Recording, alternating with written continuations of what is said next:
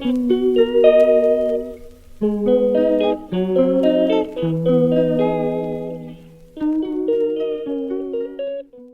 Beautiful souls, कैसे हो आप सब। आई होप आप सब बहुत अच्छे से होगे, अच्छे से नवरात्रि मना रहे होगे। I hope you all are doing well. तो आज मैं आई हूँ अपनी पहले और एक नए रीडिंग्स के साथ जिसका क्वेश्चन है कि आपके जो पर्सन है, अगर आप एक नो कांटेक्ट सिचुएशन में हैं और आपके पर्सन हैं जो भी हैं, वो लड़की हैं या लड़का है, वो आपसे अगर इस वक्त बात नहीं कर रहे हैं तो उसके पीछे क्या रीज़न है। तो यहाँ पे मैंने 3 पाइल्स दे रखे हैं। ये pile number 1, pile number 2, pile number 3। आप अपने पर्सन का 3 बार नाम लीजिए, वीडियो को लाइक करके हमारे वीडियो के साथ कनेक्ट हो जाइए। और अगर आप नए हैं तो ऐसे डेली रीडिंग्स के लिए सब्सक्राइब करना बिल्कुल ना भूलें। और अगर आप चाहें तो हमारे इंस्टाग्राम पेज ज़ोडिया 9191 को भी चेक कर सकते हैं। तो मेरे जो भी व्यूअर्स इसको देख रहे हैं, ये आपके पास कोइंसिडेंटली नहीं आया है। ये आपके पास बिल्कुल कोइंसिडेंटली नहीं आया है। ये आपके पास आने के लिए ही बना है। आपको एक डीप ब्रेथ लेनी है और अपने मन से पूछना है कि मुझे कौन सा कार्ड पिक करना चाहिए। आपके मन में जो पहला कार्ड हो, जो आपको ज़्यादा अट्रैक्ट कर रहा हो, या वो 1 हो, 2 हो या 3 हो, जो भी आपको ज़्यादा अट्रैक्ट कर रहा हो, आप उस पाइल के साथ कनेक्ट हो जाइए। और मैंने नीचे टाइम स्टैम्प दे रखा है, आप उसके अनुसार भी देख सकते हैं। या तो आपको ज़्यादा थोड़ी सी जनरलाइज रीडिंग हो जाएगी तो आप पूरा भी देख सकते हैं, क्योंकि ये कोइंसिडेंटली नहीं है, ये आपके लिए ही बना है। तो अगर आपने पाइल नंबर 1 चूज़ किया है तो हमारा देखते हैं पाइल नंबर 1 क्या है। तो पाइल नंबर 1 है 5 ऑफ वैंड्स। तो 5 ऑफ वैंड्स, आपके पर्सन आपसे क्यों बात नहीं कर रहे हैं, इस सब्जेक्ट में आपके लिए क्या कहना चाहता है, आपको क्या गाइडेंस देना चाहता है, मैं बताती हूँ। तो जनरली आपको कुछ बातें जानना चाहिए कि 5 ऑफ वैंड्स जो है वो एक्चुअल में दर्शाता क्या है।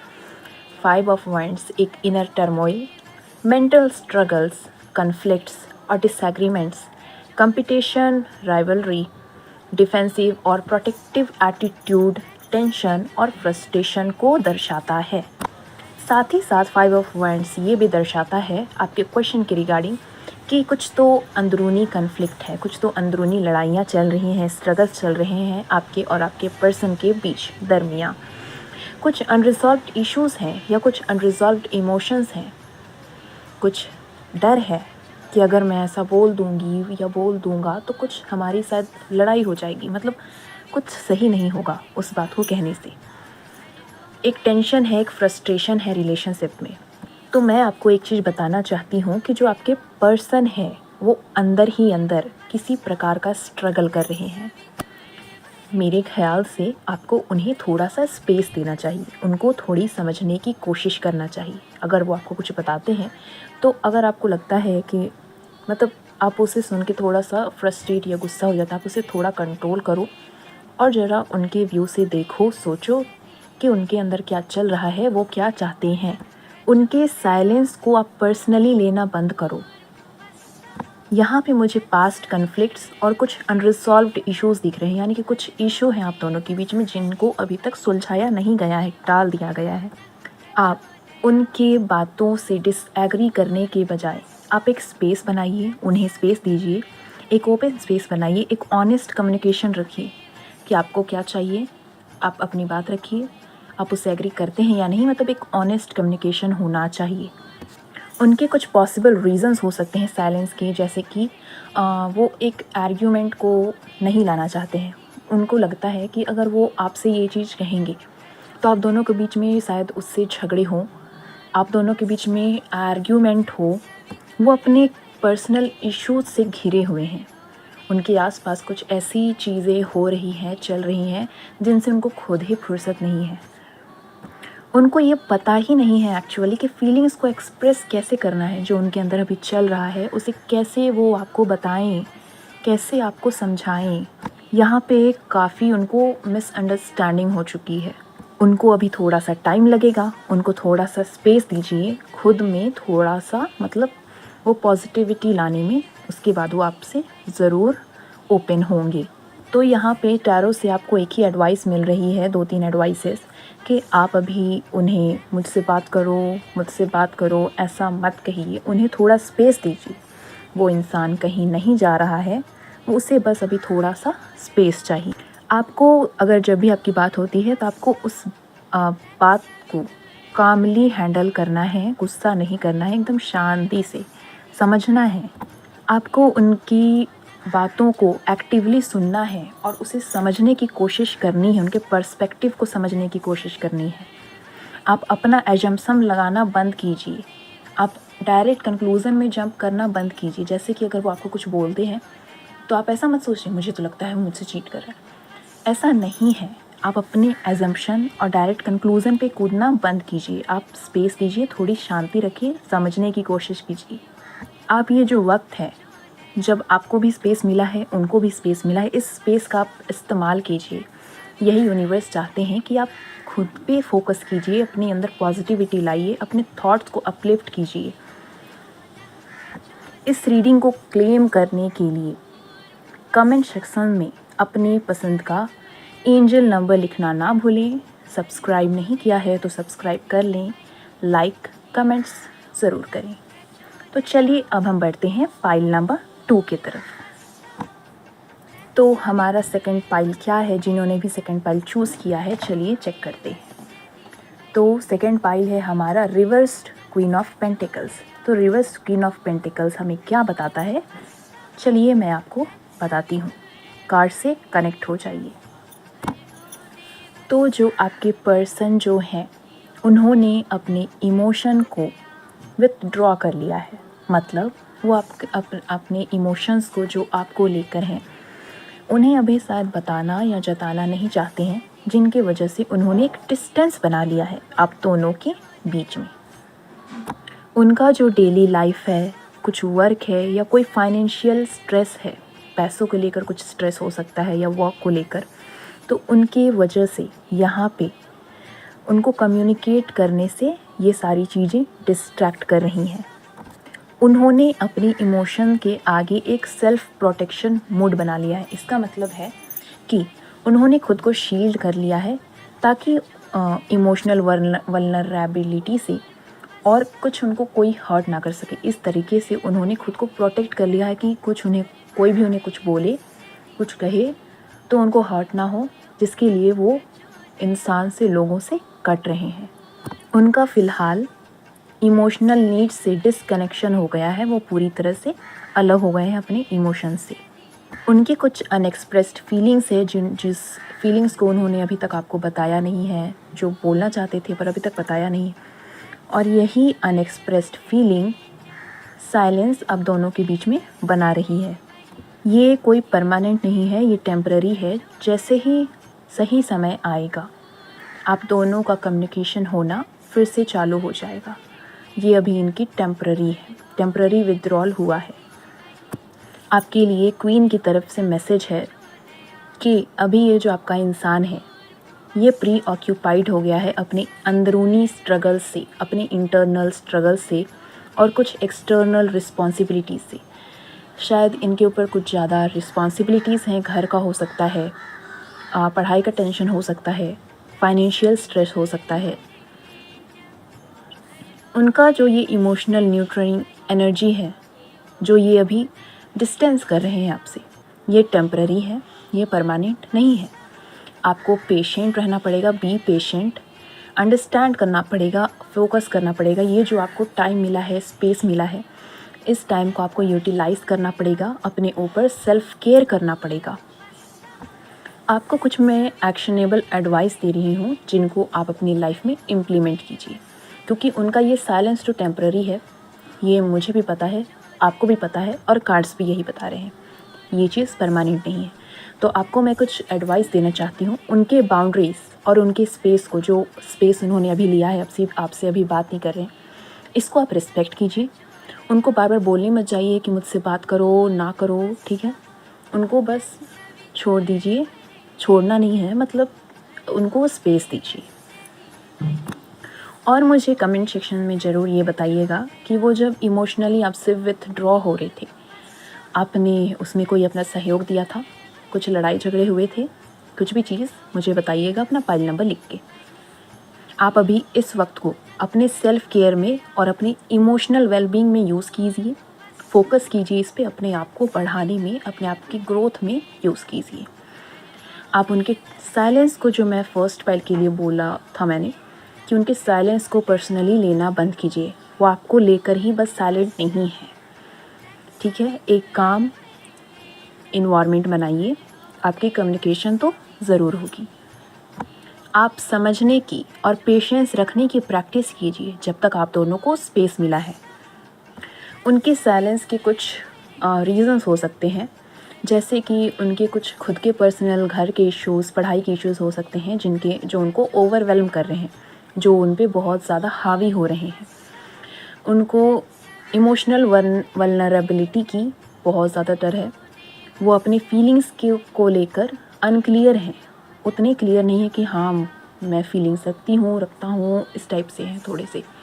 उनको थोड़ा सा टाइम चाहिए वो, ताकि सेल्फ रिफ्लेक्ट करें, मतलब समझें अपने आप को कि आखिर है क्या इस कनेक्शन में, ठीक है।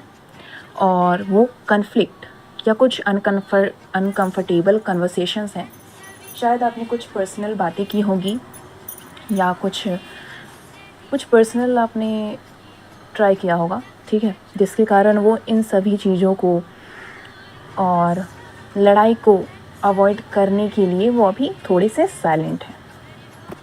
तो यहाँ पे कंक्लूज़न यही निकल के आता है कि जो रिवर्स क्वीन ऑफ पेंटिकल्स है वो ये बताती है कि उनके इंटरनल और एक्सटर्नल स्ट्रगल्स की वजह से अभी वो साइलेंस में है, ठीक है।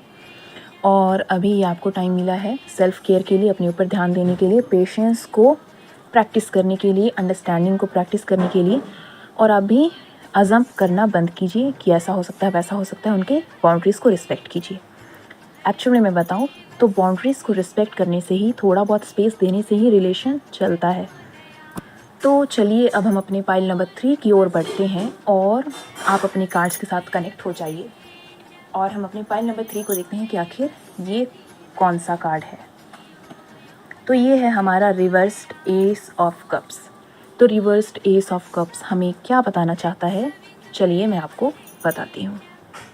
तो ये जो रिवर्स्ड एस ऑफ कप है, ये दर्शाता है एक नए इमोशनल बिगिनिंग को, इमोशंस रिलेटेड रिश्ते में नई शुरुआत को, एक स्पिरिचुअल कनेक्शन को, इंट्यूशन पावर को, इमोशनल अवेयरनेस को और एक अंदर मन की शांति को।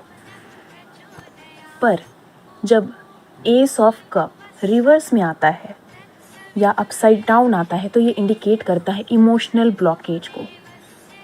इससे पहले मैंने जितनी भी खूबियाँ बताई ये सीधे एस ऑफ कप्स के लिए था। अब क्योंकि हमारा कार्ड उल्टा आया है तो हम इसकी बात करेंगे।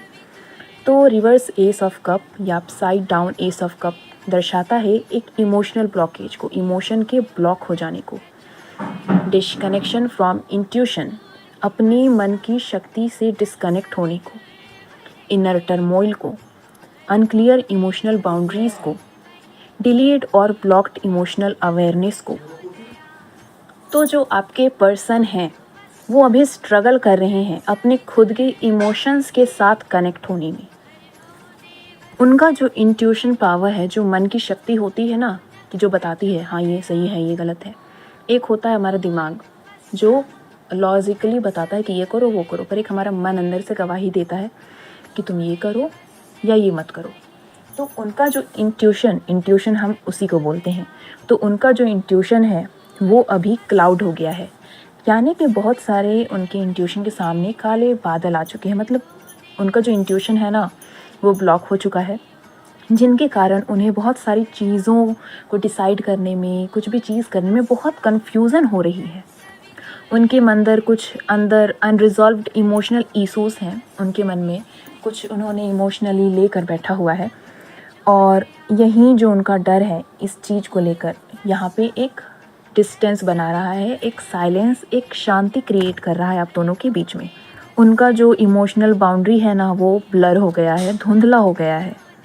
आपके जो पर्सन है वो, सच बताऊँ तो अभी बिल्कुल भी रेडी नहीं है आपको लेकर या किसी भी प्रकार के अपनी इमोशंस को अभी जाहिर या एक्सप्रेस करने के लिए।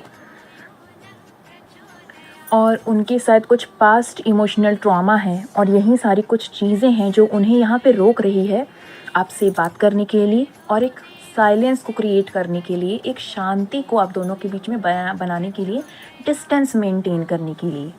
यहाँ पे एस ऑफ कप जो कि रिवर्स में आया है, वो आपको मैसेज देना चाहता है कि जो आपके पर्सन हैं वो भी स्ट्रगल कर रहे हैं अपने इमोशंस के साथ कनेक्ट होने में, इंट्यूशन के साथ कनेक्ट होने में।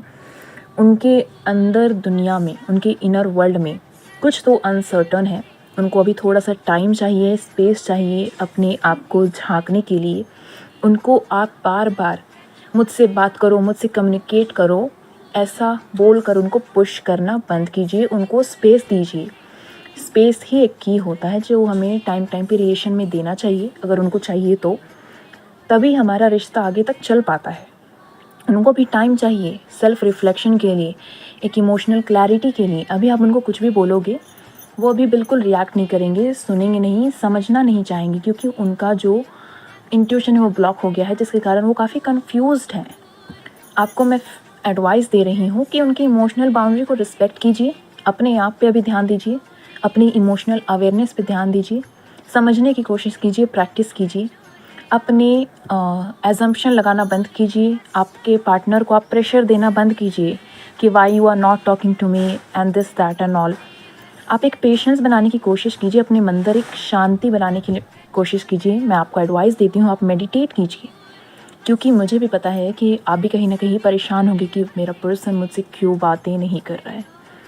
ठीक है, तो आप अभी परेशान होना बंद कीजिए, अपने ऊपर ध्यान दीजिए, मेडिटेशन कीजिए, आप ओम मंत्र का उच्चारण कीजिए।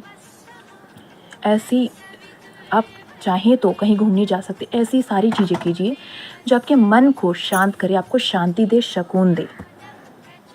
तो यही सारी चीज़ें थी जो आपके पर्सन आपसे कहना चाहते थे या कह नहीं पा रहे थे, जो मैंने आपको बता दिया इस रीडिंग के ज़रिए। ठीक है, तो आज की रीडिंग हम यहीं पे ख़त्म करते हैं। हम शाम को या तो फिर कल और एक ऐसी ही प्यारी सी रीडिंग के साथ आएंगी, जिसमें आपको मैं बहुत कुछ बताऊंगी आपके पार्टनर के बारे में। If you are new then don't forget to subscribe, okay, और लाइक करना भी मत भूलिए। एंड आपको क्या लगता है, आपने इस रीडिंग के ज़रिए क्या वाकई में आप लोगों से एक्यूरेटली रीडिंग, आप लोगों की एक्यूरेटली रीडिंग कर पाई हूँ? मुझे कमेंट सेक्शन में आप जो भी बोलना चाहते हो बोल सकते हो।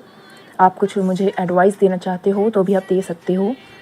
आप चाहो तो मेरी इंस्टाग्राम पेज पे भी कनेक्ट हो सकते हो। यूट्यूब पेज पे तो चैट का कोई ऑप्शंस नहीं होता, पर इंस्टाग्राम पे होता है।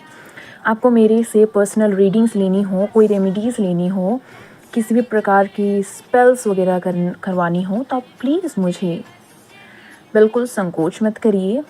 आपको किसी भी प्रकार के यस नो क्वेश्चंस या डिटेल रीडिंग की ज़रूरत है, आप हमारे इंस्टाग्राम पेज ज़ोडिया 9191 पे मुझे टेक्स्ट कर सकते हैं। टिल देन आप अपना ख्याल रखें, नवरात्रि में अपना सहयोग दें और यूनिवर्स से कनेक्ट रहें, अपने ऊपर ध्यान दें। जैसा कि आज की रीडिंग सभी को कहना चाहती है, अपने ऊपर ध्यान दें और अभी थोड़ा उनको स्पेस दें। थैंक यू, हम लोग बाद में मिलते हैं। Bye bye.